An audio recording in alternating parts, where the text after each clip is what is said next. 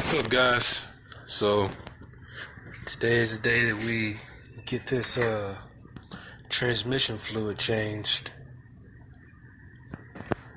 Got me a new dorman pan so that I can do future changes easier. It's got the drain plug already inside of it, and I just cheaped out on the filter and the fluid because I'm planning on changing it a couple times here within the next few months, because I'm about 90% positive that the fluid has probably never been changed, and we'll be able to tell here in a minute when I drop the pan. Somebody right there by. It's just the 470W, so the little yellow drain plug thing is still inside the pan and it's never been dropped before. Anyways, guys, it's on to the video. Alright, guys, so first thing first, you're going to want to raise either side of the vehicle so that it is tilted, so that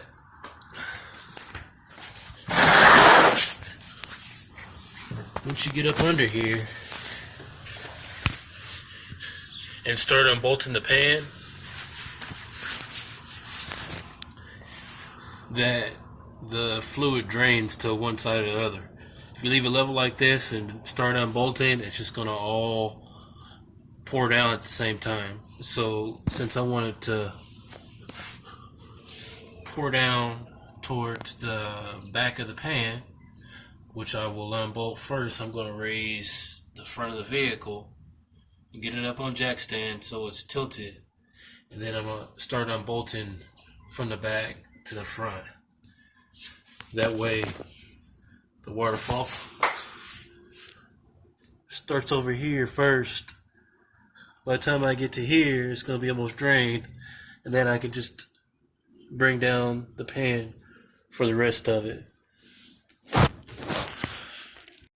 So first things first, we're gonna lift the vehicle up.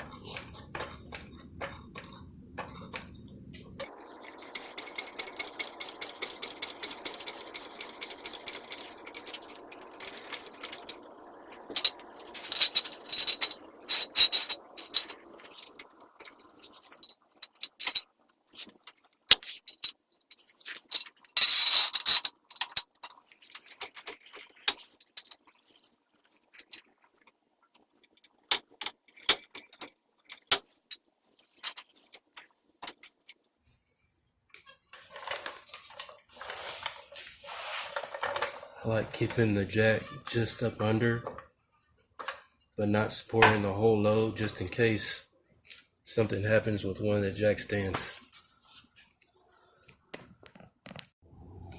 Alright, now we're up under the vehicle, and all we're going to do is start loosening the bolts from the back to the front. I've got my drain pan just right up under the front, so I can, when it starts dripping down, it's going to start back here because I've got the car tilted so it can come straight down into the pan.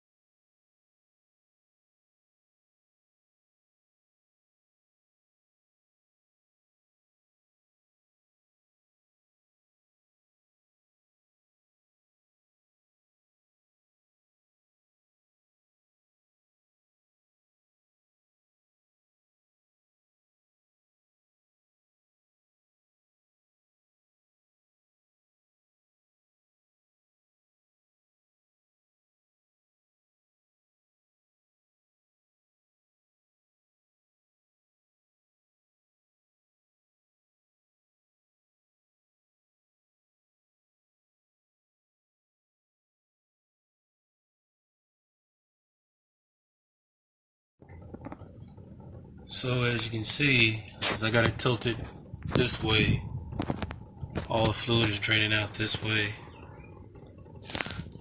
I got my catch pan, I had to adjust it a little bit. A little bit is going to hit this cross member and drain off. I forgot to tell you, you can use some aluminum foil and use it to catch all the fluid right here and get it to fall into your pan better. But hindsight is 20/20, I guess. Alright, I'm gonna let this drain and then I'm gonna go on to the next step. Alright guys, so I got the pan off. I made a huge mess. Once I got the last screw off and I was supporting it up with one hand, I tilted a little bit the wrong way. Anyways, what you're gonna want to do now is to check your pan. Even though I'm switching this out, I'm gonna check my pan for metal shavings, and this amount that's on here on the magnet is pretty normal. There's no huge chunks of metal, and this is a 20-year-old transmission that when you find this in the 4R70Ws, you know that more than likely your pan has never been dropped. So this is the first time in this car's life that somebody's actually dropped the pan, which I'm kind of wary about, but at the same time, since I'm not flushing it, I'm not too worried. Plus, like I said, this is not a horrible amount of metal shavings. The fluid is not perfect, but I mean, it's still pretty red. It's just a little bit burnt. I've smelt it a whole lot worse in a transmission that was actually failing. So now all I'm gonna do is I'm gonna clean up this pan, because even though I'm using this brand new one,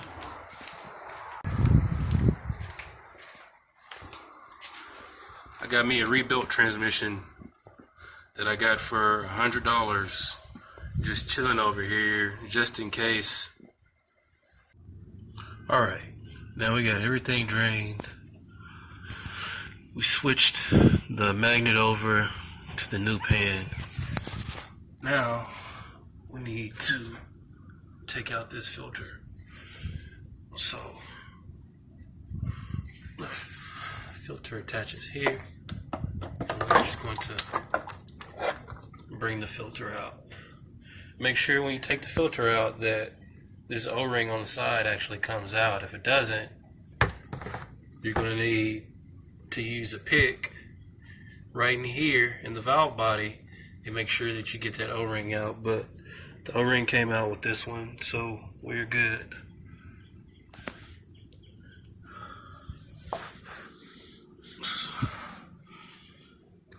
So now all I'm going to do is put the new filter back in where the old one was and make sure it snaps in.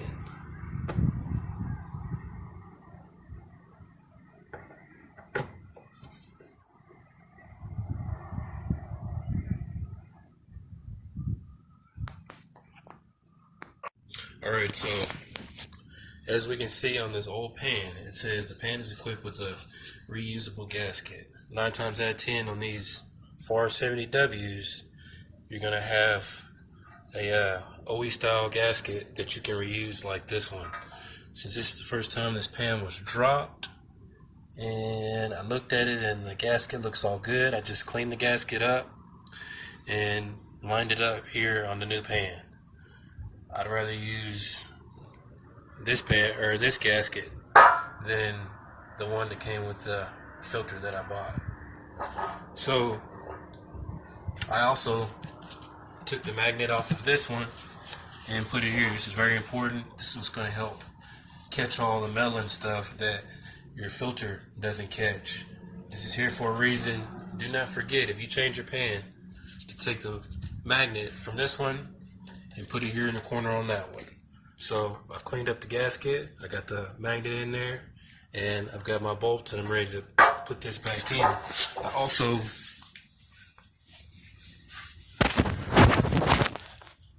under the vehicle, I also made sure I went ahead and cleaned up the mating surface too. So the gasket is clean, and the surface that the gasket is going to go to is clean too. So all you're going to do is line the new pan back up and finger tighten your bolts to begin with. So let me do that real quick. Alright, now that we got all the bolts on and the pan up in the air, finger tight, we are going to use a torque wrench for 120 inch-pounds or about 10 foot-pounds and torque all the bolts in a star pattern just like you would the lug nuts on your car. Don't just do it in order. You want the gasket to seal evenly. So I got my torque wrench and I looked up the actual torque per the Haynes manual.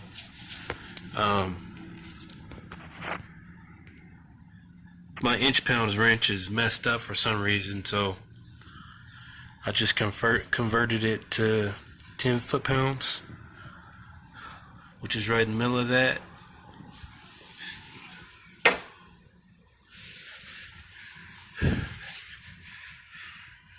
And like I said, I'm just going to go in a star pattern, crisscross applesauce, and torque down the whole transmission pan.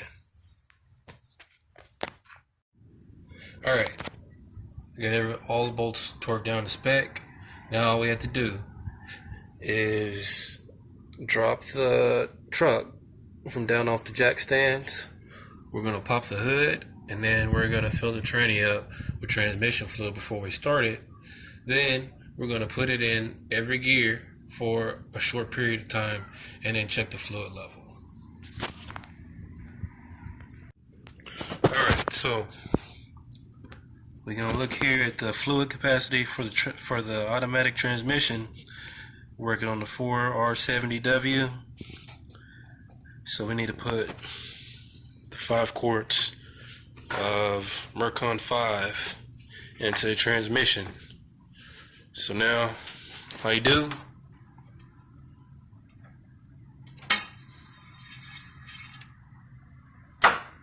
Take your dipstick out.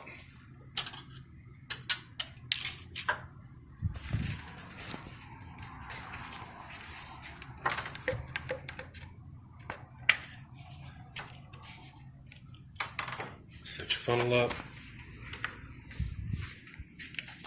And we're going to add 5 quarts back to the transmission.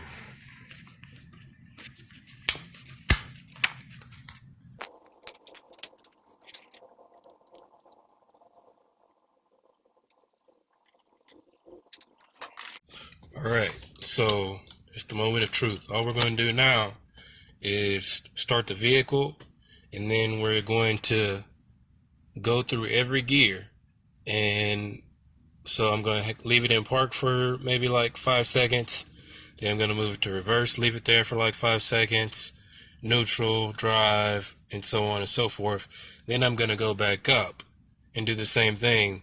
That way all the gears get some transmission fluid in them before I start actually driving the car.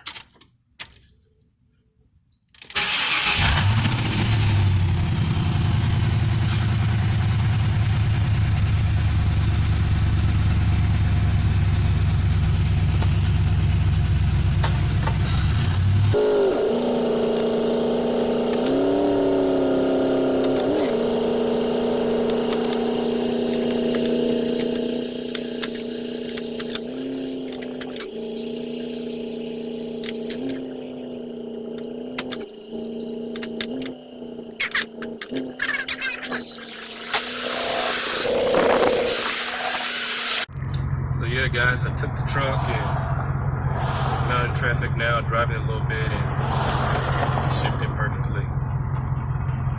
So I would say, even though it had 150,000 miles on it and the fluid's never been changed, I would rather change the fluid than not change the fluid. The transmission's not slipping. It actually is shifting smoother and crisper than what it did when I first got the car. I never had problems to begin with, though.